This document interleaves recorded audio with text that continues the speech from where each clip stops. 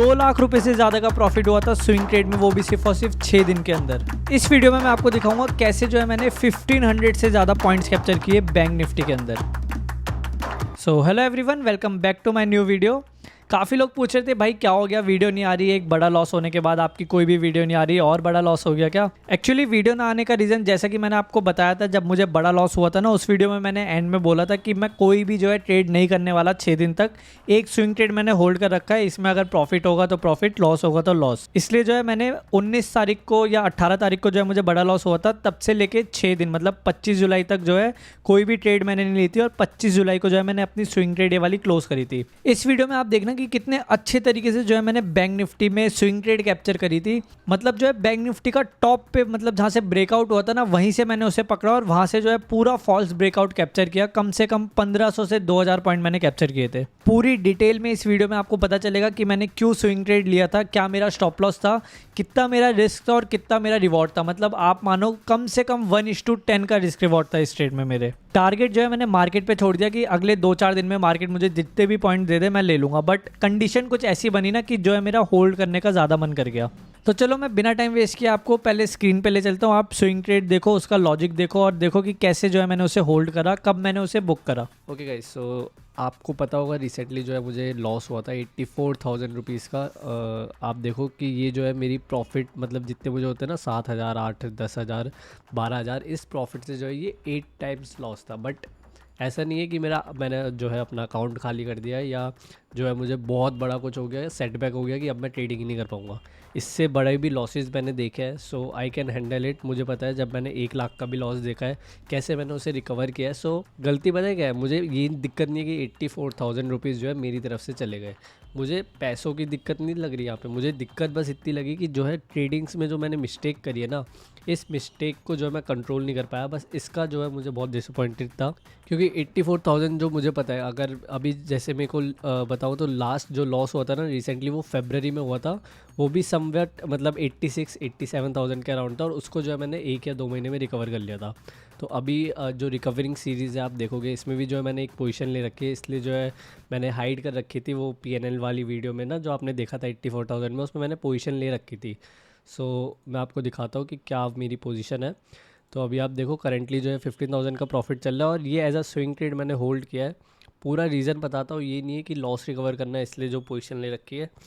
आपको दिखाता हूँ, बिकॉज जब भी मेरे को लॉस होता है ना, सो मेरा जो माइंडसेट है वो ये कहता है कि हल्का सा जो है थोड़ा स्विंग की तरफ शिफ्ट हो जाओ, थोड़ा सा जो है बैंक निफ्टी के जो है 500-1000 पॉइंट कैप्चर करने पे ध्यान दो। बिकॉज अगर यहाँ पर आके मैं डेली ऑप्शन बाय करूँ ना, तो मेरा जो साइकोलॉजी है ना 86,000, वो मुझे 2,000-3,000 प्रॉफिट में खुश नहीं होने देगा।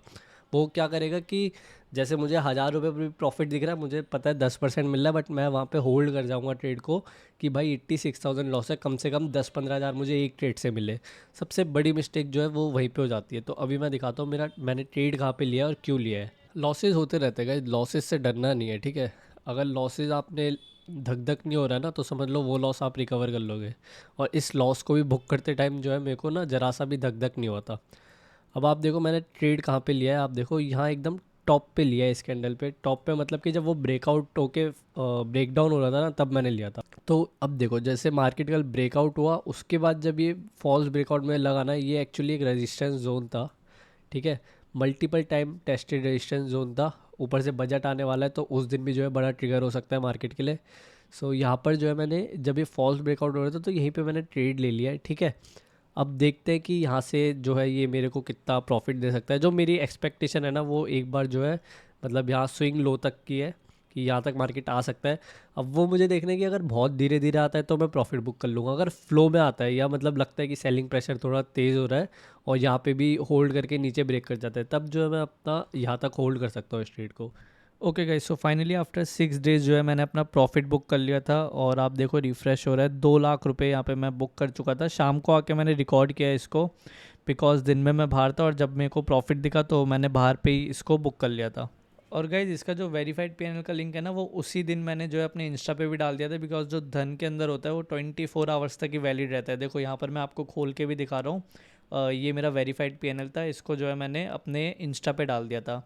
तो जो भी लोग मुझे इंस्टा पे फॉलो नहीं करते ना, आप जाके सर्च करो इंस्टा पे स्टॉक फोर्स ऑफिशियल, तो आपको जो है मेरी प्रोफाइल आ जाएगी, वहाँ से आप फॉलो कर सकते हो। तो ये जो है मैं अपनी प्रोफाइल दिखा रहा हूँ और दिखा रहा हूँ कि मैंने सच में स्टोरी लगाई थी एज अ प्रूफ। आप देखो वेरीफाइड पैनल का लिंक भी दे दिया था, स्क्रीनशॉट भी दे दिया था। ओके गाइस, सो अब जो है मेरा प्रॉफिट जो अकाउंट में ऐड हो चुका है। सबसे पहले मैं अब आपको दिखा देता हूँ टोटल जो मंथ का पूरा PNL है ना, ये वाले। तो यहाँ पर जो है पहले मैं डेट सेलेक्ट कर लेता हूँ जुलाई का, जिसमें इसी मंथ जो हमको बड़ा लॉस हुआ है वो भी आपको दिखेगा इसमें। सो आप देखो ओवरऑल जो प्रॉफिट है हमारा 1,29,000 आ चुका है, और जो ये लॉस में चला गया था -77, उसको रिकवर करके प्रॉफिट में। तो जैसा कि आपको मैंने दिखाया था कि 25 तारीख को जो है मैंने अपनी ट्रेड को एग्जिट कर दिया था, जिसमें मुझे 2 लाख का प्रॉफिट है। और अगर आपको दिखाऊं जो बड़ा लॉस हुआ था मुझे 84,000 रुपीज़ का हुआ था। उसके बाद मैंने स्विंग ट्रेडिंग ली थी और मैंने कहा था कि मैं कोई भी स्कैल्पिंग नहीं करूँगा। तो आप देखो कोई भी ट्रेड नहीं है बीच में, 1 2 3 4 5 6 दिन कोई भी ट्रेड नहीं है, कोई स्कैल्पिंग नहीं करी, सिर्फ स्विंग ट्रेड को होल्ड रखा। और जब उसमें मुझे लगा कि अब मेरा टारगेट आ चुका है, बुक कर लेना चाहिए, तब मैंने इसको बुक कर लिया। ठीक है, मैं रिफ़्रेश भी कर देता हूँ कि आप लोगों को ये फेक ना लगे। पूरा पेज ही रिफ़्रेश हो गया। ट्रेडर्स डायरी में गए, कस्टम रेंज में गए, यहाँ पे हमने सेलेक्ट किया 1 जुलाई से 27 जुलाई, तो आप देख लो वही है। ठीक है, तो अब आप यहाँ पर देखो कि जो मुझे लॉसेज हो रहे थे ना 8, मतलब पहले जो स्कैल्पिंग कर रहा था तो वो सही था, प्रॉफिट में चल रहा था। ठीक है, उसके बाद जब ये बड़ा लॉस हुआ तब मेरी साइकोलॉजी हिट हो गई। इसके बाद मैं स्कैल्पिंग करने लायक बचा नहीं था अगले दिन से। तो मुझे पता था क्योंकि अब जो मुझे ये प्रॉफिट होंगे ना 7,000 8,000 1,000 2,000, ये मुझे हजम नहीं होने वाले, इसलिए जो है मैंने वहाँ पे स्विंग ट्रेड की बहुत अच्छी अपॉर्चुनिटी दिखी तो मैंने लिया। अब जो है मंडे से मैं दोबारा स्टार्ट कर दूंगा अपनी स्कैल्पिंग। मंडे से जो है लाइव ट्रेडिंग वीडियो आएगी स्कैल्पिंग की। अगर जो भी प्रॉफिट होगा लॉस होगा ट्राई करेंगे एकदम कंट्रोल में रखने का, लॉसेस को ट्राई करेंगे जल्दी से जल्दी कट करने का, और जो है प्रॉफिट को थोड़ा सा बड़ा रखेंगे। अच्छा, और लोग कह रहे थे कि भाई तुमने जो है 50 लाख रुपए यूज़ करा है तब जाके तुम्हारा ये प्रॉफिट हो रहा है। तो मैं आपको दिखा देता हूँ कि मेरे जो अकाउंट में फ़ंड था टोटल 4,75,000 फंड था। जब स्कैल्पिंग करता था उसमें -86,000 लॉस हुआ। तो आप ये मान लो 3,90,000 3,80,000 ऐसे कुछ फंड बचा था। अब मैं आपको दिखाता हूँ कि उसी फंड से जो है 2 लाख का प्रॉफिट हुआ। तो मैंने यहाँ पे बास्केट बना रखा है, आप ये देखो। बैंक निफ्टी जुलाई फ्यूचर मैंने शॉर्ट किया था। ठीक है, 105 क्वांटिटी करा था। तो ये देखो 105 क्वांटिटी मैंने शॉर्ट करा। उसके साथ जो है मैंने हेज बाई कर रखा है 53,000 का कॉल, 105 क्वांटिटी। तो इसमें जो मुझे हेज बेनिफिट हो रहा है ना 3,82,000 रुपीज़ का हेज बेनिफिट मिल रहा है। फाइनल मार्जिन था ना जो मुझे पैसे चाहिए था इस ट्रेड को बनाने के लिए, वो 2 से 2.5 लाख रुपए चाहिए था। ठीक है, और मेरे अकाउंट में ऑलरेडी थे 3 लाख से ज़्यादा, इसलिए जो है ये पोजीशन ईजिली बन गई। और लोग कह रहे हैं कि भाई 50 लाख अगर मैं हेज भी हटा दूँ ना तब भी जो है ये पोजीशन 6 लाख के अंदर बन जाएगी। क्योंकि अगर आप एक लॉट भी शॉर्ट करोगे ना बैंक निफ्टी का फ्यूचर का तो आपको 86,000 रुपीज़ चाहिए रहते हैं। और मैंने जो है 105 क्वांटिटी शॉर्ट करी थी, विद हेज शॉर्ट करी थी, इसलिए जो 6 लाख मार्जिन है उससे भी कम मुझे पड़ा। 3 लाख मतलब 50% और कम में मेरा हो गया था। और अगर आप देखो 3 लाख रुपए यूज़ करके जो है 2 लाख का प्रॉफिट विद इन कितने डेज था वो, आप ये मान लो 5 to 6 डेज में हो गया था। क्योंकि जो मार्केट था वो डायरेक्शनल मेरी साइड में ही चला गया था। और मोर देन 1500 पॉइंट जो है मैंने बैंक निफ्टी में बुक करे थे।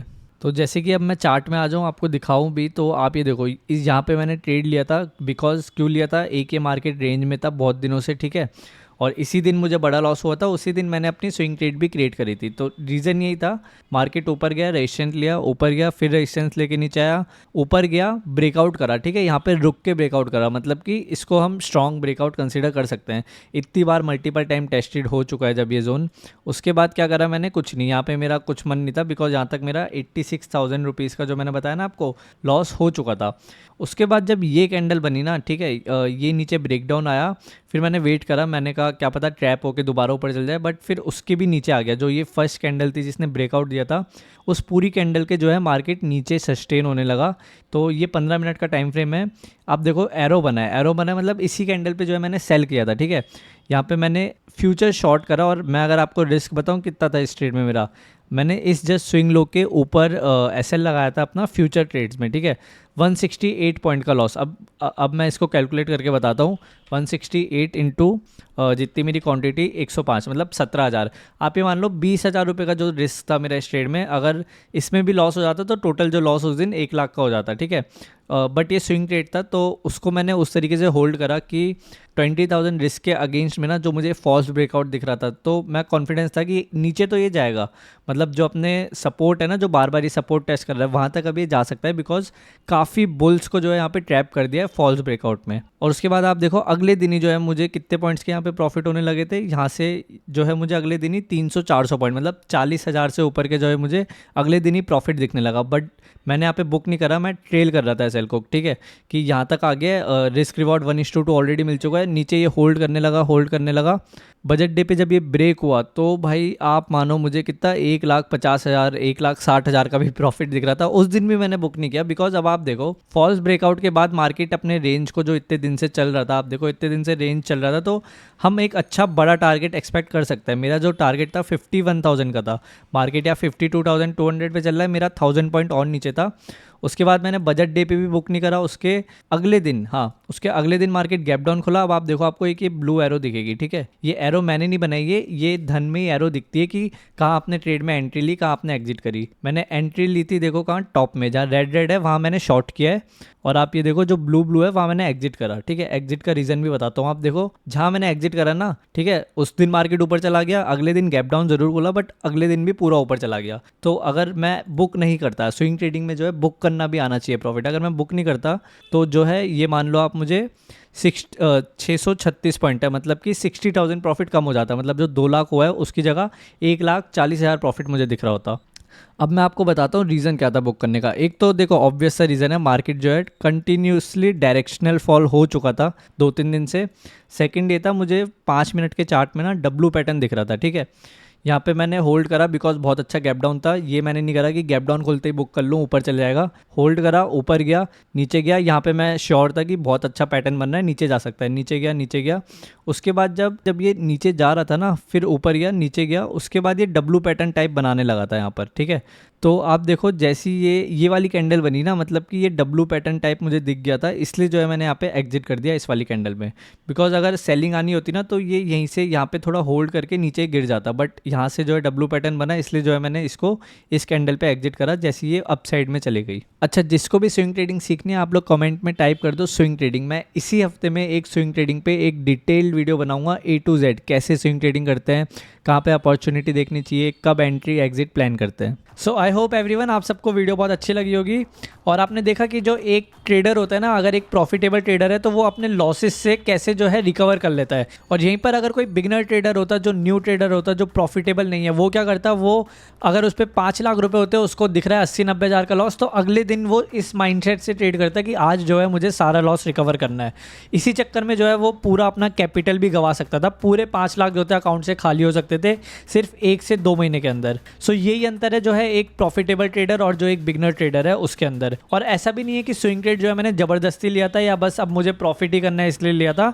छोटा सा स्टॉप लॉस दिख रहा था, बहुत अच्छा फॉल्स ब्रेकआउट दिख रहा था, मुझे 20,000 रुपये का रिस्क था, मैंने कहा चलो ले ही लेते हैं। तो जैसे मार्केट का भी चार्ट चलता है ना, ऊपर नीचे, वैसे ही एक ट्रेडर का भी चार्ट चलता है, क्योंकि हम इन्वेस्टर तो है नहीं कि हम लेके यहाँ से होल्ड करने वाले हैं 1-2 साल तक। हम ट्रेडर हैं, कभी प्रॉफिट होगा कभी लॉस होगा, बट ओवरऑल जो है हमें टाइम टू टाइम प्रॉफिट में रहना है। अगर आप प्रॉफिट में हो ना 1 लाख के, तो ये मत समझना अब ये 1 लाख से सीधा 2 लाख जाएगा, 2 लाख से सीधा 3 लाख जाएगा। 1 लाख से रेडी रहो, वो 50,000 आएगा ड्रॉडाउन। 50,000 के बाद आप उसको अगर दोबारा 1.5 लाख पे ले गए तो समझ जाओ कि आप जो है ट्रेडिंग में काफ़ी अच्छा करने लगे हो। बस जो है आपको थोड़ा सा कंट्रोल करना पड़ेगा अपनी साइकोलॉजी पे, थोड़ा सेल्फ कंट्रोल बना के रखो कि अगर मुझे बड़ा लॉस हो गया तो मैं कम से कम 6 दिन जो है मार्केट को ना देखूं, ट्रेड ना करूं, ओवर ट्रेडिंग ना करूं, थोड़ा सा एक ब्रेक ले लूं। और गाइज अगर आपको मेरी वीडियो अच्छी लगी हो और अगर आपको पसंद आया हो मेरा हार्डवर्क, तो प्लीज़ एक लाइक ज़रूर कर देना। मंडे से जो है स्कैल्पिंग की सीरीज स्टार्ट होगी, डेली जैसे पहले लाइव स्कैल्पिंग वीडियो डालता था वैसे ही डालूंगा, थोड़ा और डिटेल्स में लॉजिक में आपसे समझाऊंगा। वीडियो थोड़ी लेंथी होगी, 10 से 20 मिनट।